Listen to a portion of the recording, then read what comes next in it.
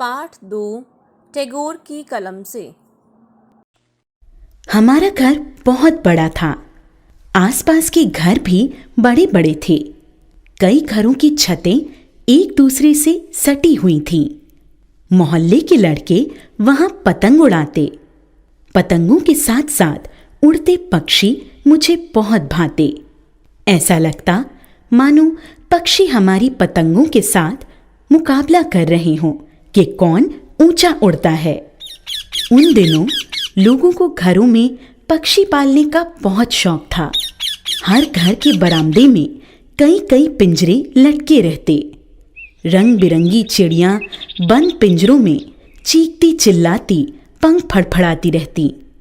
उनकी आवाज़ों से मेरा मन दुखी हो जाता। मुझे खुले नीले आकाश में उड़ते पक्षी अच्छे लगते थे। मेरी मंझली भाभी को भी चिड़िया पालने का शौक हुआ। वे कई दिनों से कुछ पक्षी लाने की बात कर रही थी। मैंने जब सुना तो भाभी से विनती की, वे पक्षियों को न लाएं। पिंजरे में कैद पक्षी अच्छे नहीं लगते। मैं उन दिनों 8-9 वर्ष का बालक ही था। मेरी बात कौन सुनता। भाभी 4 रंग बिरंगी चिड़ियां और नया पिंजरा ले आईं। पिंजरे में बंद पक्षी चिल्ला रहे थे। भाभी हंस हंस कर पड़ोस की औरतों को रंग बिरंगी चिड़ियां दिखा रही थीं।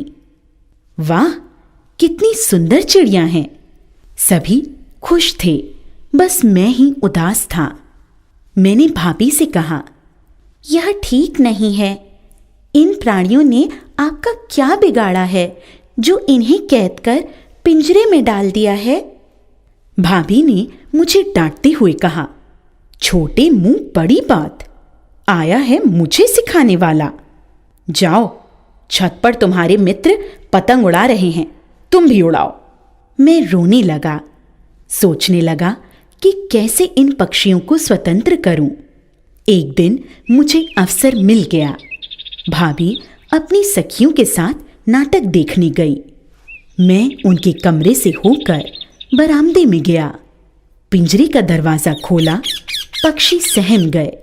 मैंने उन्हें पकड़ा और बरामदे से बाहर उड़ा दिया। भाभी घर आई तो पिंजरा खाली देख मुझ पर बहुत क्रोध किया। खुद तो क्रोध किया ही, परिवार के अन्य लोगों से भी शिकायत की। सबको मेरा यह काम अनुचित लगा। सबने मुझे डांटा। मैं चुपचाप सुनता रहा, क्योंकि मुझे पक्षियों को आज़ाद कर बहुत खुशी मिली थी। काश मैं उन पक्षियों को भी स्वतंत्र कर पाता जो पड़ोस के बरामदे में लटके पिंजरों में बंद थे।